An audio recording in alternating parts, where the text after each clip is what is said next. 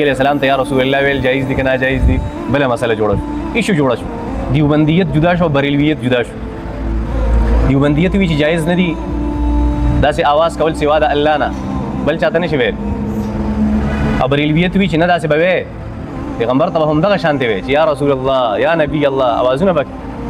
دلایل رااله د مختلفو طرفونو یو دلیل پکې دا پیښ شو چې لا تجعلوا دعاء الرسول بینکم كدعاء بعضکم بعضا بریلیانو حضرات دا پیغمبر ته جدا د خلکو په شان आवाज جدا आवाज بکې یا رسول الله یا نبی الله او دی بندیانو وی چې نه او غیر الله ته आवाज دی او ته چې یا رسول الله وی دا یا خو خلک حاضر ناظر ته وی چاته وی